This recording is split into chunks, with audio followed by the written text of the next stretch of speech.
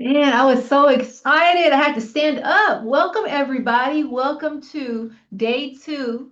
Day one was amazing yesterday. Hopefully, you were able to check it out, but it was truly something that will always be on my mind, right? But hopefully, you were able to check it out. If not, we do have that recorded. But great start to the week. I'm so excited. And I know my awesome team member, Carl, what did you think about day one? How did that go for you? It was amazing. I think, the new school represented the host very well. But we had such great speakers, just such great speakers with such great information from the Obamas and Dr. Harris and King to, Dr. Bush with his always on point spiritual and intellectual inspiration. Mm. I just left filled and was just so excited to be a part of it. And I also want to give a shout out to all the boots on the ground on campuses. I didn't even know we were going to have a full room in the Black Student Success Center here at Long Beach City College, but we had a full room. The Jumbotron was down. They were watching us, and the new school looked good on there. Old school was there as well. What? But What? but just each one of the campuses are participating and in coordination with the leadership of Dr. Curry and Dr. Handy and others involved in the process. And we just want to give a shout out to all of you in your rooms right now. We're not just talking to empty laptops and computer screens. They're real, beautiful Black and Mhm. bodies that love Black people in these Black Student Success Centers, absorbing this and radiating that energy back to the screens, which we receive and appreciate. Thank you, Carl. Knowing that rain does not fall on one roof alone, I'm just happy to be united as one, as a collective today. And so, as we kick off, before we get started with day two, I want to pass it to the OGs, all right, to provide us with today's logistics. Thank you, Dr. Pilar Huffman. So today we want to do a couple of things. We want to acknowledge music credits by none other than Dr. Terrence Elliott, sharing his music again this year with the Black Hour webinars.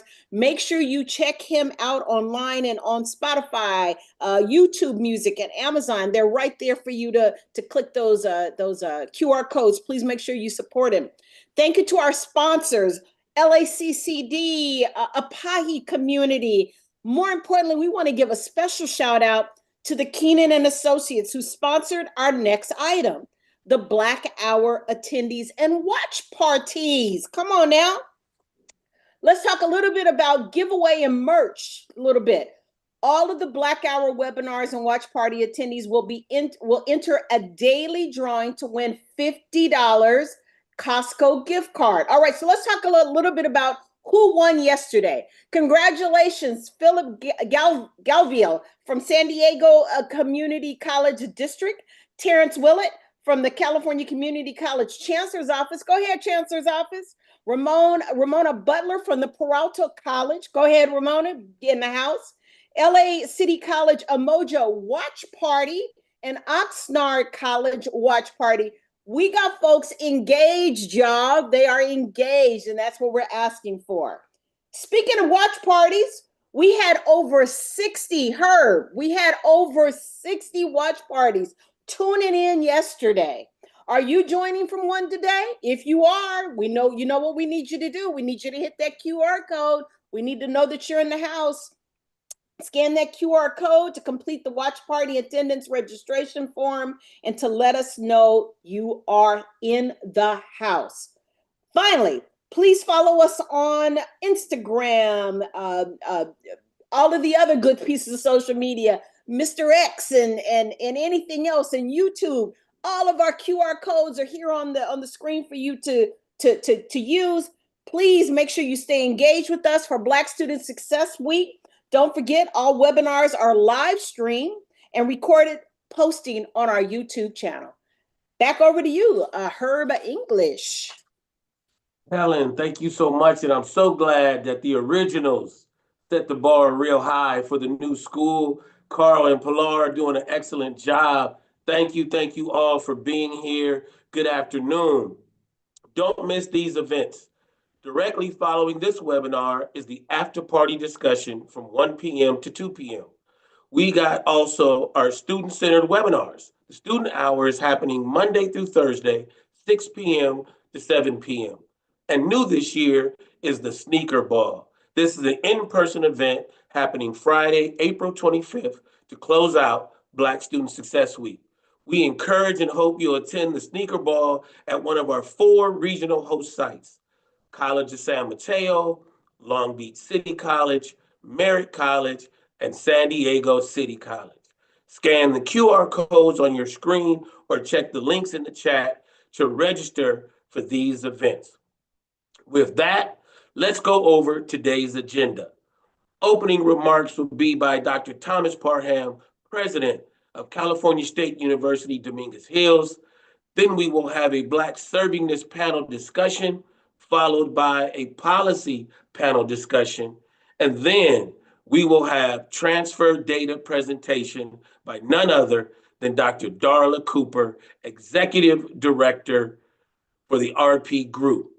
And before I pass it to Dr. Parham, I got to give a shout out to Riverside City College, the Umoja Homeroom, the Amen Charter, and the Umoja Queens, La Casa, and Puente. So without further ado, opening remarks from Dr. Thomas Parham, President of California State University, Dominguez Hills. Dr. Parham? Let me say good afternoon and thank you. I appreciate the introduction.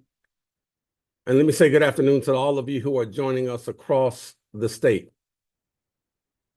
It is a privilege, and I thank you for inviting me to be part of Lift Up and Level Up in Black Student Success Week. It is my pleasure to offer a few remarks. Now, somewhere I read the literary stylings of Brother Langston Hughes.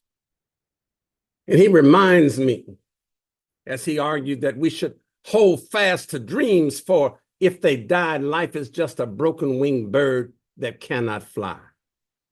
So I'm reminded at California State University, Dominguez Hills, and all the institutions that you are at, that beyond providing the academic and co-curricular spaces for students to cultivate their intellectual potential, to interrogate their biases and assumptions, to learn more facts and data to help them form more cogent and persuasive arguments, to learn to engage their peers in more meaningful and authentic ways, and learn in the academic ambiance of a cultural comfort zone. Our role, brothers and sisters, in higher education, particularly at CSUDH and lots of your institutions, is making sure that we prevent wings from breaking and we mend those that do. That is what we do in institutions of higher learning, particularly universities like mine, with the largest percentage of African-American students of any public university in the entire state of California, and I'm hoping on campuses like yours. Now, some folk like me believe, much like Brother Malcolm articulated, that education is the passport to the future, for tomorrow does belong to those who prepare for it today. I'm also reminded way back in the 1700s, the great scholar Benjamin Franklin, who believed that an investment in knowledge pays the best dividends. So achieving success should start out with a question. And the question is, what are you prepared to invest in your future? Now, I believe them both. And yet, with the challenges that lay before us this year, the most relevant question may be, what are the teachable moments that will frame the experiences of creating a level of servingness that will best facilitate your personal and intellectual growth and development? What are the teachable moments that create and frame the best experiences that will help you create a level of servingness in your institution? Now, I raise that question because in some corners of the nation, there are institutions that historically have educated people of African descent and earned the designation of historically Black colleges and universities. Shout out and bravo to them. In other spaces, a serving institution, whether minority serving MSI, Hispanic HSI, Asian Pacific Islander API, and others, are often designated based upon the institutional reaching a certain percentage of students as part of the university or college's population. But in my mind, servingness is more than cultivating, counting, or celebrating demographics. And that sentiment is reflected right within the substance of the new bill that we have just had a hand in congratulate State Senator C. Bradford and others for pushing that forward and the governor for signing it. Because in essence, servingness is about delivering on the promise to meet the needs of persons and organizations where one has elevated their expectations and then aligning those expectations with how their experiences on individual campuses can and have been impacted in the most positive ways possible. Servingness, my friends, involves a host of activities that begin well before any students, staff, or even a faculty member, because it involves all of them, or even senior executives like me, ever step on a university or college campus. It includes institutions' outreach to particular constituents, recruiting them, enrolling them, hiring them, cultivating them, supporting them with a range of culturally specific services, professionally developing them while they're there, setting them up for success in their fields of study or professional activities. Servingness requires, and I say requires, an analysis of characteristic trends, which when cross-tabbed against other variables include student class level and commuter versus residential status, transportation need, food and housing security, working status, career and interview preparation, etc. All of that provides a fuller and more robust picture of what our students are and what they need. Servingness involves surrounding them with the cultural ambiance that allows and prioritizes their cultural heritage in ways that profoundly support and affirm their dignity and sense of belonging as people of African descent. Now, beyond defining the construct, it's also important to review what servingness is not, especially as various demographic cohorts and their leadership sometimes engage in what I call the oppression Olympics, adopting a posture of what about me? Servingness, my friends, is not about one-ups posture, where one racial or ethnic group somehow feels superior to another. We are acutely aware that in more Eurocentric logic, brothers and sisters in the white community historically sought to bolster their own sense of self by denigrating other people in order to affirm themselves. That mindset, unfortunately, infects the belief of too many, including specific racial, ethnic, and cultural groups and their white counterparts, and who somehow believe that elevating of one group has to come at the expense of another. This effort, my friends, in Black servingness is not that. In our hearts, we believe that self-affirmation can never be contingent upon denigrating anybody or group because of their cultural difference. So the Senate bill that was provided, the Black servingness that we now celebrate, is about lifting up all communities. In this case, we are talking about persons of African descent. Now, additionally, servingness is not simply about what we call the content domain, but also the process dynamic, not just content, but process, meaning that the outcomes that should be measured are not simply related to what we do in terms of the services we provide and the outcomes that we expect to achieve, but also the process dynamics that outline and measure how service is operationalized on your individual college and university campuses. So these activities encompass those services that capture the interest and imagination of Black students longing to dream, those efforts that help them create a sense of belonging in those who question if they do.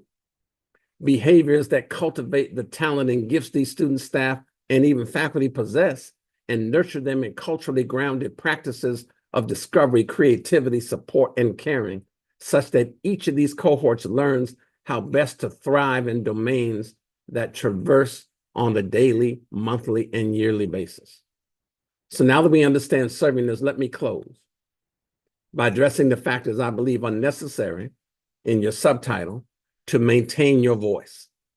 Now, I want you to recognize here that ideas are the substance of behavior. Let me say that again.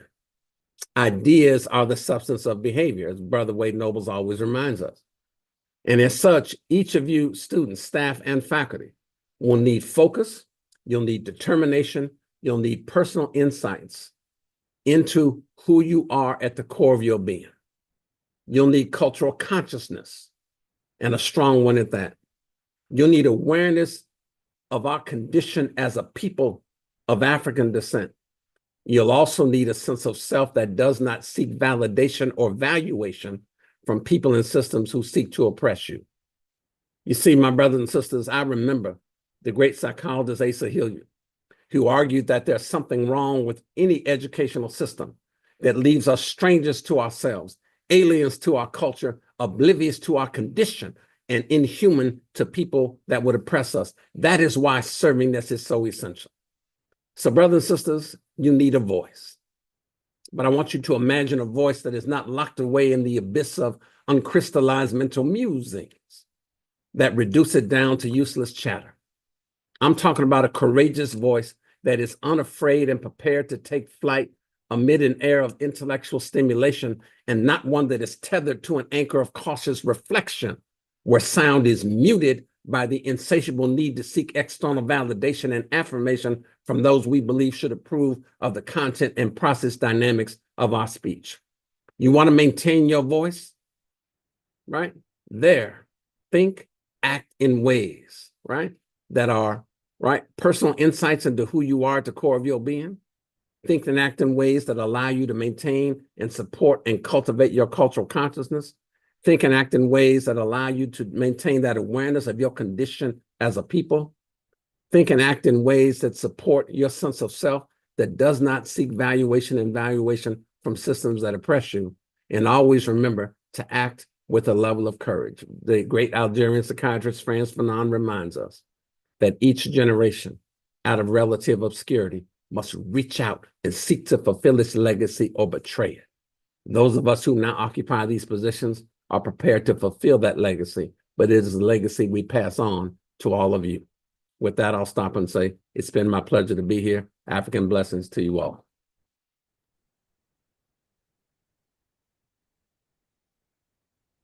Dr. Parham, thank you so much for those words of wisdom. I'm sure that you see in the chat, everyone loved every piece of wisdom that you dropped on us.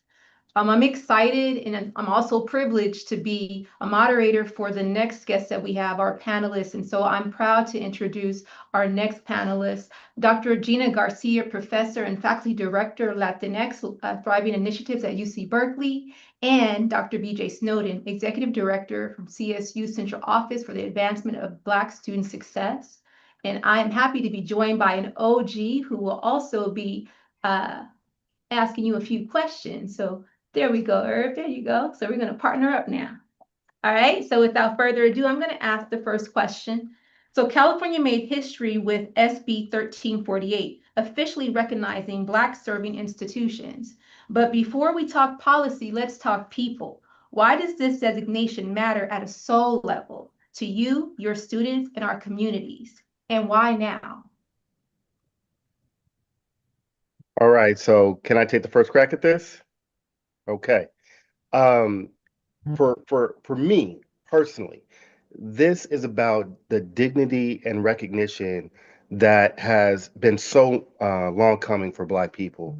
It's not just that Black people can attend college and Black students can thrive in college. But a designation like this shows an institution's commitment that Black students belong as individuals, as community, and it honors their distinct histories and their experiences as they come to the institution. Beyond that, I think it's really important to talk about the power of community here, where it's not just about the students, it's about our Black staff, it's about our Black faculty, it's about our Black leadership, and it's about the community that surrounds the institutions where the designation can be generated, right? So we're talking about the churches, we're talking about the community centers, we're talking about the literal neighborhood, right? So giving the community that surrounds the institutions a beacon and a recognition that you belong here. We have done things and created a culture where belonging and servingness is at the forefront. And not in a performative way, but in an actual way. So when you tie the dignity and the recognition with the community and the love, I think this is a powerful opportunity for higher education institutions in California. And now is the time, right? Because there is so much going on. We are in the middle of a racial justice reckoning, and we cannot sit by with symbolic moves and symbolic gestures. It is imperative that as leaders and as employees and as community members and as alums and as family members of those that are participating in higher education in this state, that we move beyond just a verbal commitment to real action. And this designation is a step in that direction because in order to earn it, colleges and universities are going to have to do more than say they meet the numeric threshold for qualification. They are going to need to demonstrate their commitment, demonstrate a history of working towards Black student success, and demonstrate in the future what their plans are for engaging and growing the success of Black students, not just now and not just for the period of the designation, but changing the direction for Black students at the institution.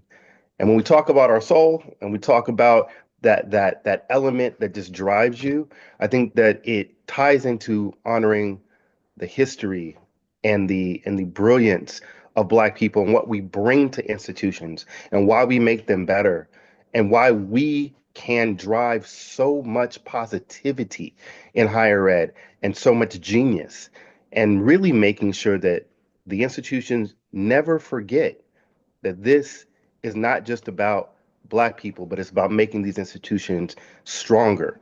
It's about making these institutions better.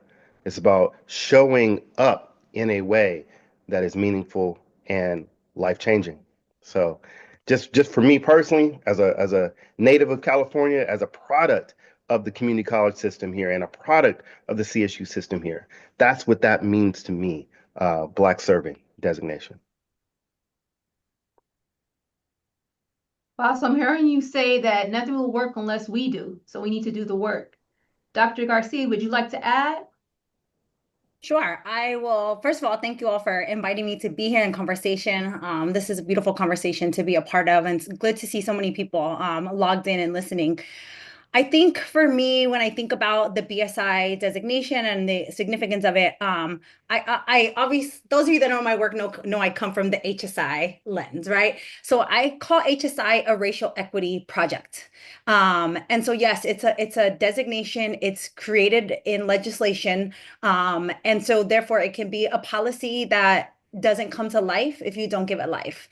And so I always think about HSI, and now I think about BSI in the same way, as it's a racial equity project. So we should be working towards equity, right? Like that's part of what we are about. I think particularly in California, for California to lead the way in the BSI designation makes sense because our institutions are never going to look like what they looked like just 30 years ago. We're talking 30 years only, right? And many of our lifetimes, we have seen the dramatic change from predominantly white institutions into institutions that will never be predominantly white ever again, because the demographics show that, right? Our state's demographics show that. Our state's demographics are going to continue to diversify. So it makes sense to for institutions to want to move towards racial equity and to think about that as an organizational shift. To continue on the conversation around servingness, I think about servingness all the time, obviously, as the creator of the framework. And me and my grad students are currently creating Servingness 2.0. Y'all gonna see that real soon. And I am now very clear in saying that the servingness framework is an organizational change framework. It's organizational change for racial equity, and it centers the lived realities of the students that we're enrolling. And for an HSI, some of campuses I see logging in are upwards of 70 and 80% Latine enrolling. To ignore the population is to not do equity work, right? So you're doing organizational shifts for the population that is now here and not going away. And if you want them to go away, you got to go to another state, because that's who we are. For our BSI, same thing, right? A large population of our students are needing us to center their lived realities, and their lived realities includes experiences with racism. The servingness framework draws racism into the conversation. White supremacy is a part of the framework, and that's to say that white supremacy cuts across everything we do. It cuts across our curriculum, it cuts across our teaching practices, it cuts across our services, it cuts across everything we do, our decision making, and down to the experiences of our students, right? I say down to because that's the most tangible that our students can tell us, but the reality is everything we do is grounded in that sort of framing. So to have it as a racial equity project means that we're acknowledging the systems of oppression that are affecting our students. And the Servingness 2.0 brings in all systems of oppression. We're talking about patriarchy. We're talking about heterosexuality. Cis heteronormativity is affecting our students when they're showing up with these intersectional identities. So it's that moment, right? To say we're going to serve our Black students, we also need to be serving them at the intersections, right? And the intersections are complex. We know income comes into play, particularly in our community colleges. So that needs to be part of the conversation, right? But all these other identities as well. So I think it's a beautiful moment for California. It's a beautiful moment to be a part of this, and I'm so happy to be a part of this movement. Dr. Garcia, thank you so much for that. Dr. Snowden, I'm going to come to you with this next question. For those new to the movement, Assembly Bill 335 is a powerful piece of history. But what's the real story behind it? The vision, the resistance, the implications.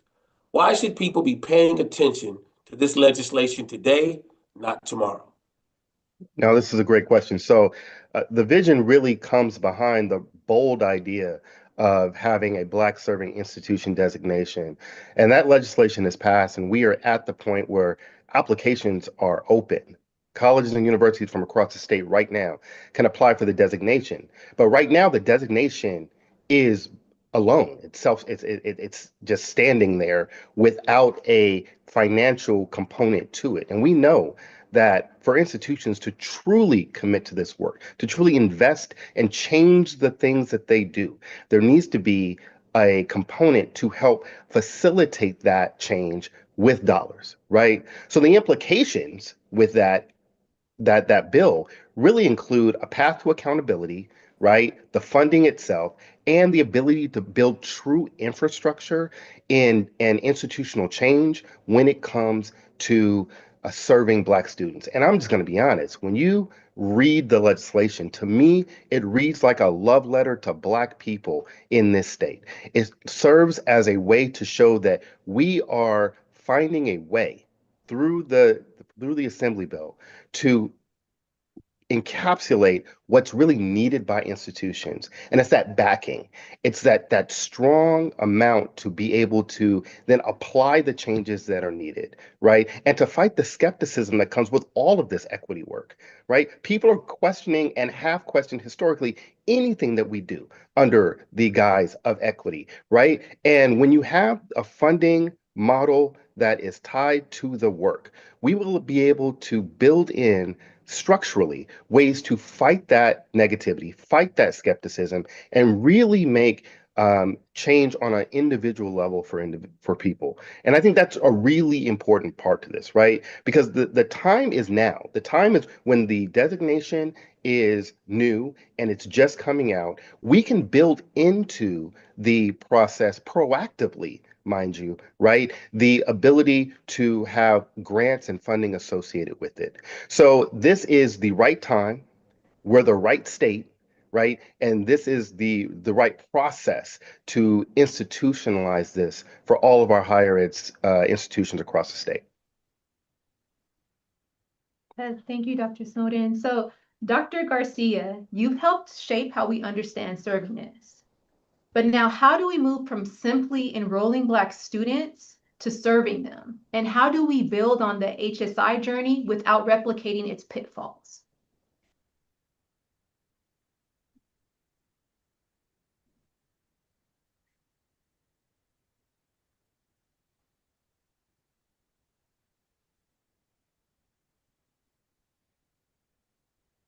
We might be experiencing some tech issues there on her end, I believe.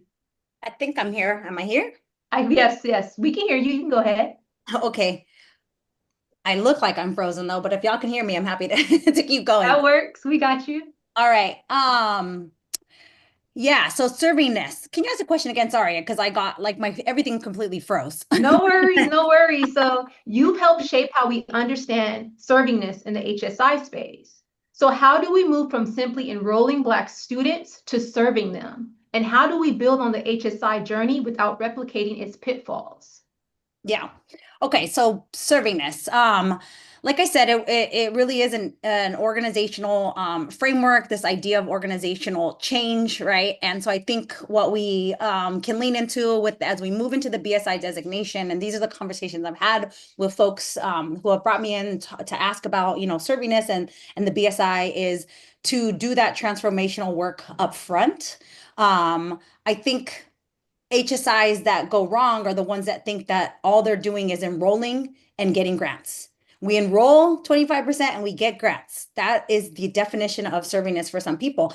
That's not the definition, and it shouldn't be the definition for BSI either. It shouldn't be, we get 10%, we enroll 10% and we get grants. Like, no, that can't be it. It has to be a full transformation, right? It's called an institutional effort, right? Black serving institution. So really thinking of the institutional change that has to come about so that we can really do this work, right? And that's across everything.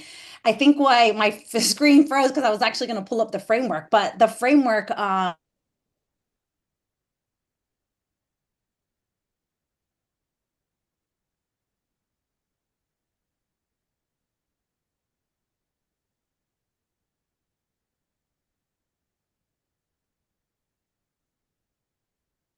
Dr. Garcia? Okay. I want to thank Dr. Garcia and I want to thank Dr. Snowden. Truly appreciate you giving a little bit of time. If we could please put the BSI legislation and the AB 335 legislation in the chat to help everyone that is here. I have the pleasure of introducing our next panel. I'd like to introduce Carrie Warwick Smith, Vice President of Public Policy, Association of Community College Trustees. David Bain Sr., Vice President of Government Relations, American Associations of Community Colleges, and none other than our former Chancellor, Dr. Daisy Gonzalez, Executive Director of the California Student Aid Commission. Carl and Helen, I pass it off to you. Thank you, Herb. We are so excited to have this distinguished group of folks here with us today. I'm going to kick this off with the first question. David, this one is to you. California, excuse me, I'm reading the wrong one. Let's start in the nation's capital. What's the real story out of DC right now? Beyond the headlines, what trends or policies should we be tracking, David, that could directly implicate student success across the country? Thank you, Dr. Young, and thanks everybody for having me. And it was great to listen to the conversation that y'all just had to get a sense of, what's on your minds and what your perspectives are. Um, in response to that, and this may come up later in the conversation, but it's something that I feel compelled, given what we just heard, to say, and that is that there's no denying the reality that there's been a dramatic change in policy by the executive branch under the new administration. And we can get into the February 14 Dear Colleague letter and the questions that came out 2 weeks after that and some other policies they've adopted. But I think without, giving any sort of legal advice, without giving, and I've never worked on a campus, I'd say up front, that I think it's important to understand that the administrations, I think the fundamental position that they have taken to many equity issues that impacts what grants they fund, the priorities they place on the expenditures they might make. And as you get into some of the legal aspects of what institutions have done and would like to do, that the fundamental or a new perspective that the administration has different to previous administrations, including really even the first Trump administration, to my mind, is that it has the spirit, if not always the letter, of diversity being kind of a zero-sum game.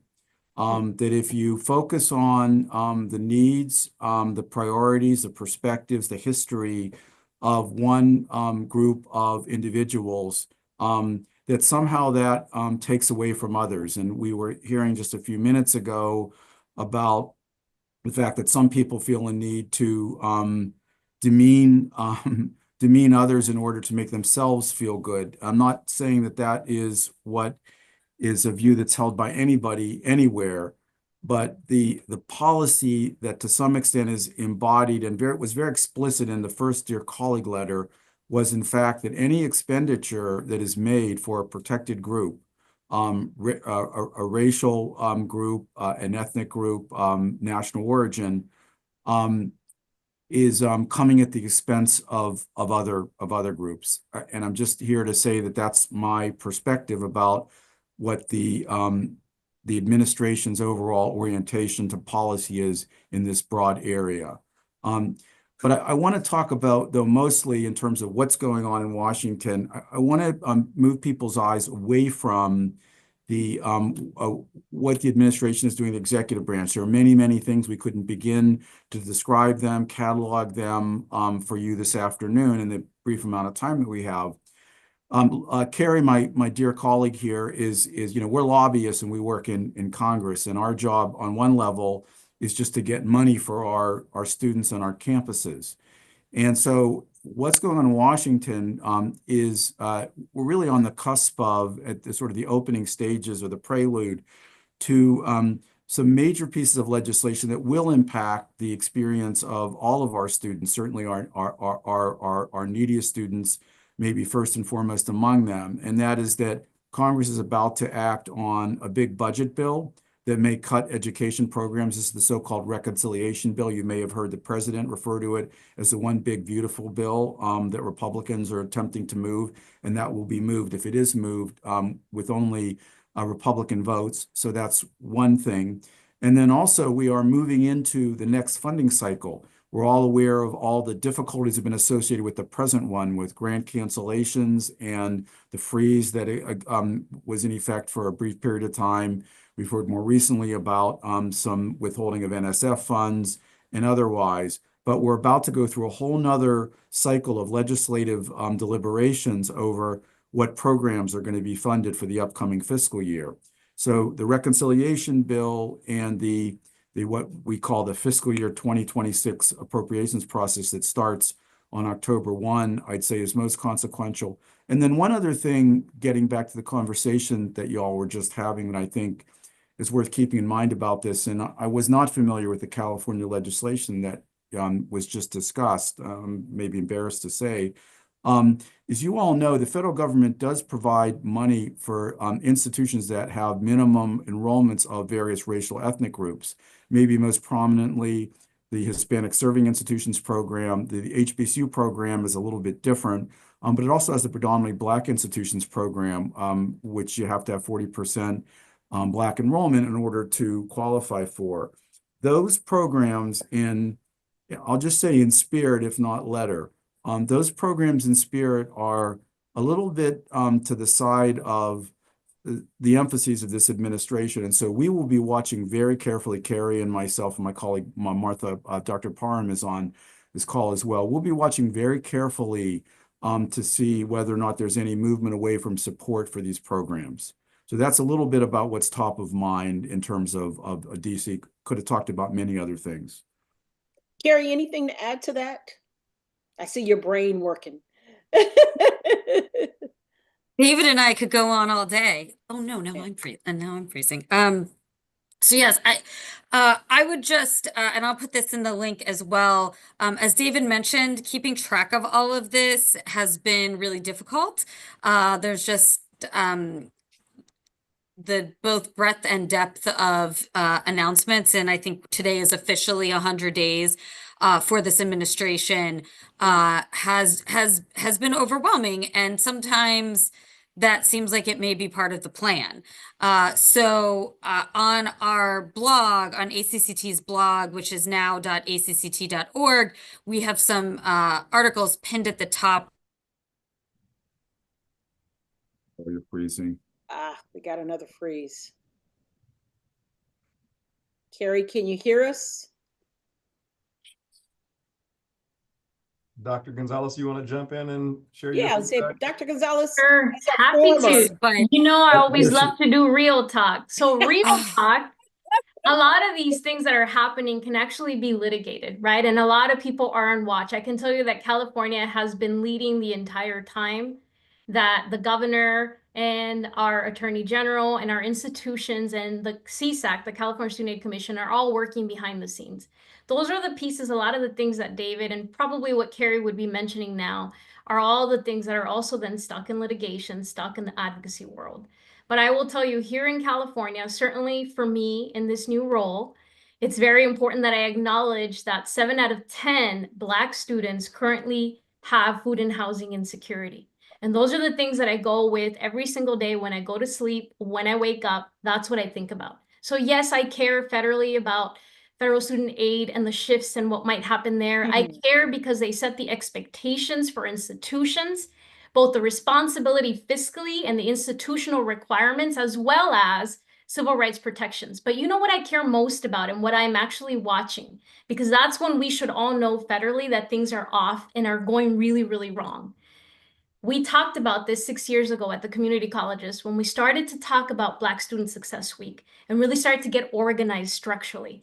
And the reality is that we knew that we were always leaving breadcrumbs to where we were headed and that this moment would come. Certainly, we didn't know that it would be like this, but we all knew that. But accreditation was always that fail switch.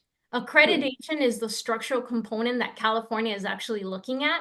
Why? Because it sets the expectations for all of our staff and faculty and our leaders, and it directs our board. So I'm really excited to be here with Carrie and David, but I'll say for me in financial aid, I look at accreditation as that fail switch. And I just want to be honest, 85% of financial aid actually comes from the state of California. So when I say California is leading, only 15% of financial aid actually comes from the federal government. So we're here this week because we are those leaders, because Black serving institutions become now the structural way in which California can continue to lead. I want to thank you for that. I want to throw it back to Carrie. I know you didn't get a chance to finish. Go ahead and finish your thought if you would, please, before we go to the next question. Thank you so much. And I was remiss in not saying thank you for having me. I'm thrilled to be here participating in this conversation. I'm not really sure when I cut out because it took me a minute, but I would just direct everyone to my comment from a few minutes ago in the chat where I linked to our ACCT blog where we have posts where we are doing regular updates related to both executive orders and court actions. We also have pieces on the Dear Colleague letter, which I know is on our agenda to discuss today. So I just wanted to make sure everyone was aware of that. Yeah, and thank you for that. And before I ask the next question, I just want to say, as it relates to our previous panel, Dr. Garcia, behind the scenes, Dr. Curry shared with me, was instrumental in bringing students into the conversation, giving insight that fleshed out the legislation to make the Black Serving Institution a reality. And I think it's important just to say that in this environment where folks are concerned about one having something and the other having nothing. This is Black and brown working together. She is an example of that. She is more than an ally. She's an agent of change, and we appreciate her. We weren't able to get to that because of the glitching. With that, I want to ask our second question. I'm going to throw it to Carrie first because, you know, Trump glitched your computer. There's been a lot of buzz and confusion around the recent Dear Colleague letter, perfect lead-in, or some say the Valentine's Day letter. What should our institutions actually take from it, and what's being signaled about the future of federal support for equity work? Thank you for that. And I think that the two-part portion of that question is really important. So on the first part about what you should take from it, I would encourage, if you have not looked at it, though I think most campuses have at this point, to look at the letter along with the follow-up FAQ that came out February 28th together.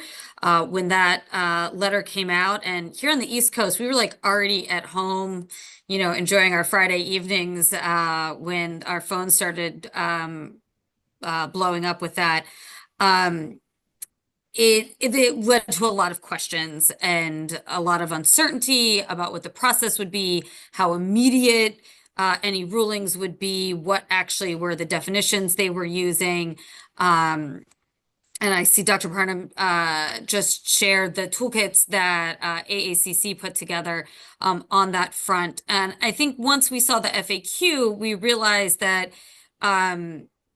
the approach was a lot more nuanced and narrow than we anticipated, and that if you have funding from the federal government that is caught up in this, the Dear Colleague letter instructions, that there is an appeal process to go along with that. So, you know, our overall approach is to, you know, encourage colleges to know all of the programs that are on your campus, what language you're using, and then to really look at your risk assessment. There's been, I think, throughout the last 100 days in many areas, pre-compliance with certain area, with many directives. And so when it comes to something like the Dear Colleague letter, you know, we can look to our four-year institutions on the other side of the country. Columbia and Harvard got very similar instructions. Columbia made one set of choices. Harvard made a very different set of choices. And that's something that at least our goal at ACCT has been to make sure that trustees have the information they need to figure out what set of choices are best for their campus. There isn't necessarily one right or wrong action. And I think, as I caught Dr. Gonzalez saying, as I unfroze earlier, about how much of this is likely to be litigated, and the campus conversation really comes down to, you know, where does your campus want to fall in having those, you know, conversations and back and forth with the department. David, anything to add from your perspective? No, I think Martha put in the chat some of the resources we've made available. I mean, there are a lot of resources out there. Carrie, I think you gave good counsel to institutions to take into account, you know, their local situations. They are situated in very different state environments. This is a California session. There are institutions in Florida and Oklahoma and Texas, where it's a much, much different environment for them. I do think it's important to remember, though, as I mentioned briefly a minute ago, that the law in this area and the regulation in this area have not changed at all. The administration has put into place a new set of policies and interpretation of that law and regulation. But in fact, and this gets in legal aspects that Dr. Gonzalez mentioned, that those things haven't changed. And so in a lot of ways, our colleges should have been doing things before this new administration took office, and should be continuing to do things that are in compliance with, Title VI of the Civil Rights Act and the Equal Protection Clause. Those are laws and pursuant regulations that are the same as they were and can allow institutions to do the things that they were doing previously. We want to give one final question to Dr. Gonzalez. Because it's centered in California, Dr. Gonzalez, we want to end on this note. This question's for you. What is the state of California doing to support financially students financially in their pursuit of higher education? Thank you. Not a small question, huh? No, not at all. First, I'll just mention we have the most to lose out of everything that is going on. And the fact that we are all here together and that your theme is maintaining our voice and action brings me a lot of relief. And it also is aligned with the work that we have been doing as a state and the work that we continue to do. We got here with a very clear sort of recipe, to be honest. And I narrow it down to this: courageous leadership, shifting systems, and our coalition centered in action. And I think for all of us that are actually here, you have been preparing for this moment for a really long time. The reality is that California was right in the middle of structural transformation. Black serving institutions was at the center of where we are headed. The work now needs to continue as we think about that alignment, what it would look like to integrate them into all of our financial structures. And yes, I mean the way that we fund institutions. And yes, I mean even financial aid. So what has California been doing? Number one, tuning out the noise. I can tell you that I have been in this role for the last 10 months, and the highest ranking we have ever received in terms of high school students completing financial aid, a federal application, was we were 11th in the nation. Why do we care about that? We care about that because it's a signal to the future of enrollment in higher education and the likelihood of our Black and African American students entering a pipeline. So that becomes a really key red alert for us. This year, we're at 58%, but we had to do a lot of shifting to be able to pivot California. We had to extend deadlines. We had to think about our support in real time. All of that was happening because a lot of the aid, the 85%, comes from California. And we care about that because programs like the Cal HBCU Transfer Program, which came from our Black Student Success Week, Cal Grant, Golden State Teacher Grant Program, so that we could have teachers in California that look like our students. Even the Community Colleges Promise Grant, that's all state aid. And if our students can't trust that they can complete a federal application, we must do everything that we can to ensure that they don't leave money on the table and that they have access to state aid. So we've been building the coalitions. I'm so grateful to Aid to Mend and all of our colleagues who showed up to make sure that we could do that in a very short time frame. We are now 4th in the nation. We are rushing to a September 2nd community college financial aid deadline by June 30th. And I'm most excited here in California about the foundation that we're laying out, not just for the Cal HBCU transfer program, but for all of our programs. It's time for California to have a college affordability plan. What does that look like? It looks like maxing out that $6,000 grant that our students get if they're a community college student and they have dependents. The majority of those students should be California community college students. And more importantly, when you think about things like Cal Kids and all the basic needs support around them, we need to find a faster way to connect our students to that. So I'll put some links in the chat because a lot of this, we know where we're headed. It's always been Cal Grant reform and focusing on our lowest income Californians. It's always been making sure that students have access to financial aid. And I'll share SB 305, which is a bill to require that community college students have information and support to complete their financial aid application here in the state of California. It's a current bill that's running. And then I'll just close up by sharing, for me, transferring into financial aid is about the structural importance of what it means to provide students access to higher education. Amen. This is just one of many more programs that we need to align. So we are playing the long game here. I will remind all of you that we have been here before.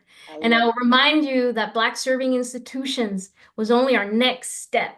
And I'm grateful to Dr. Curry, Dr. Young, everyone that is here who have been leading this courageously and have never stopped. So I guess I'm a little bit of an old school Carl. Yeah, you are. Yeah, you are.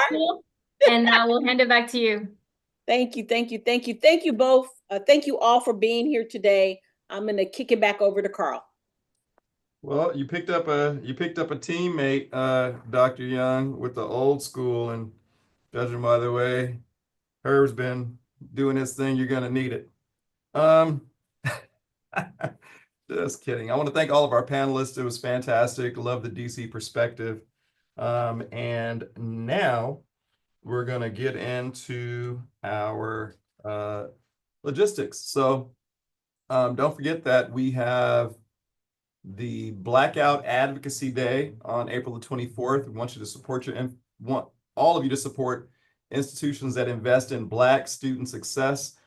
Do what you can to support AB 335, send letters, make calls, invest in college affordability and meeting students' basic needs. It's hard to get good grades if your stomach is growling and you're suffering without a roof over your head.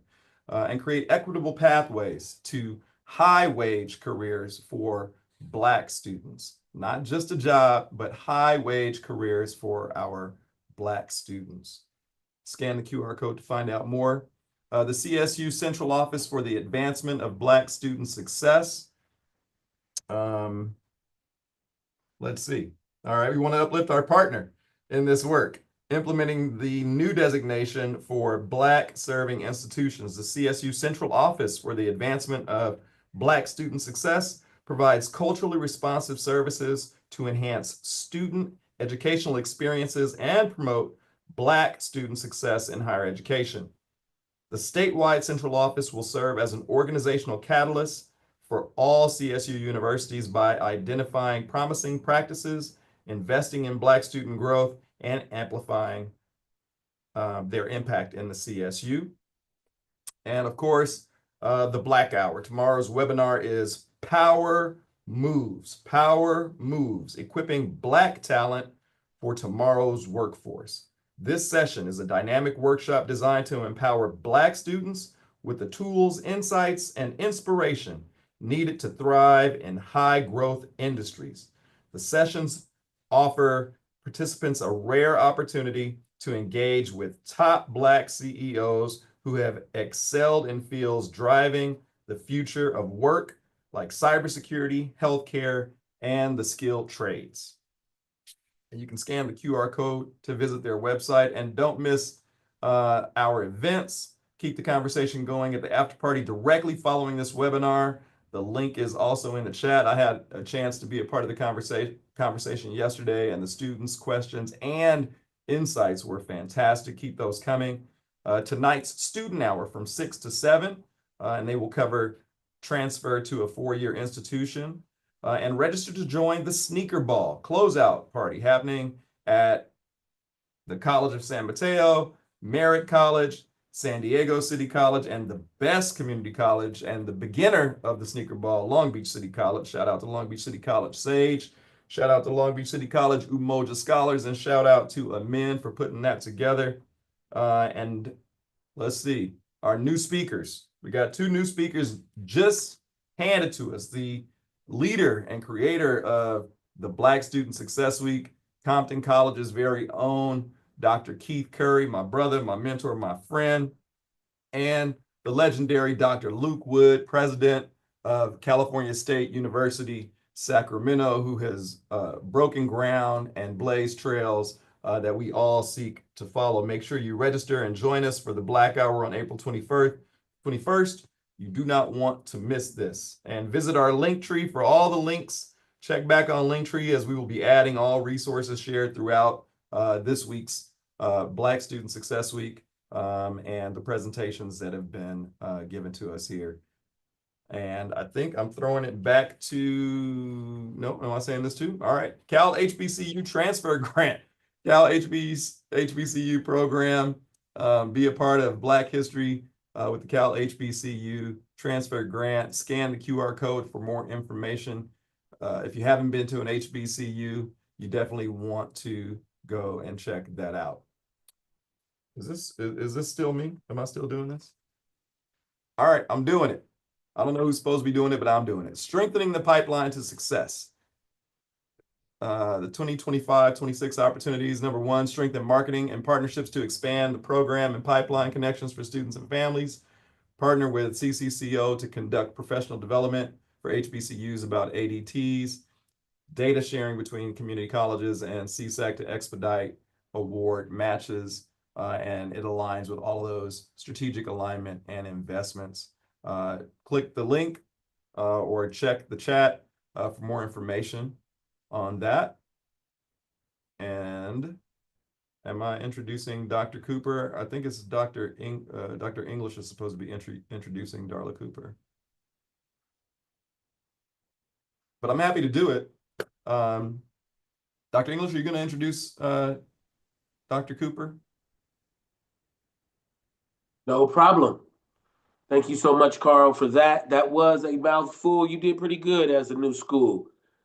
Without further ado, I'm going to hand it off to Dr. Darla Cooper, the Executive Director of the RP Group. Darla, the floor is yours. Well, good afternoon. Thank you to everyone who's sticking around. I know it's 1 o'clock. I understand people have other places to go, but I'm going to try to make this worth your while. I'm here to drop the data. So let's go. Let's go to the next slide. We've been working on this project, the African American Transfer Tipping Point, for the last few years. And today's session was about Black servingness. So I reframed our findings to ask and challenge you all with this question. Are you serving Black students? So let's go to the next slide. So if you say you're serving Black students, are you getting them near transfer? Next slide, please. So in our original study, Through the Gate, a Black student who gets near the gate is twice as likely than any other student to make it through that gate. The problem is not enough of them are getting that far. Next slide, please. If you say you're serving Black students, are you supporting their success in the classroom? Next slide, please. Our research shows that a Black student who passes transfer level English and math in their first year is 310% more likely to transfer than a Black student who doesn't. Next slide, please. If a Black student passes transfer level math in the first year, even if they don't pass English, they're still 160% more likely to transfer than a Black student who doesn't. Next slide, please. Microaggressions. Our students are facing these every day on our campuses. We found an interesting connection where a Black student who said they had never experienced microaggressions on their campus passed the first time they took math, they passed. A Black student who says they were regularly experiencing microaggressions at their college only passes on that first try, only 25% of the time. Microaggressions matter. Probation. A Black student who gets on academic probation at any time is 70% less likely to transfer than a Black student who doesn't. And Black students are 1.7 times more likely to get on probation in the first place. This is a problem. If you say you are serving Black students, are you providing them with the support network that they need? Black students who see a counselor, I know I got some counselors out there, Black student who sees a counselor is much more likely to be experiencing the 6 success factors than a Black student who does not. Umoja, my Umoja people are out there. We found research that Black students who are able to see a Black counselor are more likely to be successful. And guess what? You in Umoja, you're much more likely to be able to see a Black counselor. Okay, next slide. Are you serving them if you are helping them get to and pass through their tipping point? We asked students, what is the one thing that would make you know that you were going to be successful, that you were going to transfer? Do you know what the number one answer was? When somebody gave a you know what. When somebody cared about me. When somebody empowered me, somebody helped me. People matter, relationships matter. Next slide. Bottom line, are you serving Black students if you're not counting all of them? Because next slide. We have found that the practices that we use to count Black students are not inclusive, and we are missing a lot of them. I invite you to look at this position paper. I'll put a link in the chat as well, but it talks about we need to re-examine how we count Black students because a lot of them are not being counted. Finally, how can you better serve Black students, right? This list is not exhaustive, but I'm gonna go through real quick. Academic probation, that name got to go. And we need to change our policies and practices because it is not designed to help people get off probation. It's designed to weed them out and have them leave. We need more Black representation in faculty and staff. Students want relationships, not transactions. Black students want community on campus. We have an obligation to help them find that and to help them build their support network. We need to treat the students as the whole people that they are. They are not just students. They are parents. They are brothers. They are sisters. They are children. They are everything. We need to treat them whole. They have food and housing and security. They have all of these things. We must treat them as whole people. We need more professional development around inclusive pedagogy because our students do not feel seen, heard, or valued on our campuses, and they are coming with trauma, and we have to help them deal with that. And finally, I said, everybody who's Black, we need to count everybody who's Black. I think my last slide here. No, this is a whole hour presentation I normally do. I try to put it in 5 minutes. I'm gonna put this link in the chat. Everything is on our website. I hope you all, this is a starting point. This is not everything, but I hope it gives you all somewhere to go to start looking, start improving, start serving Black students better.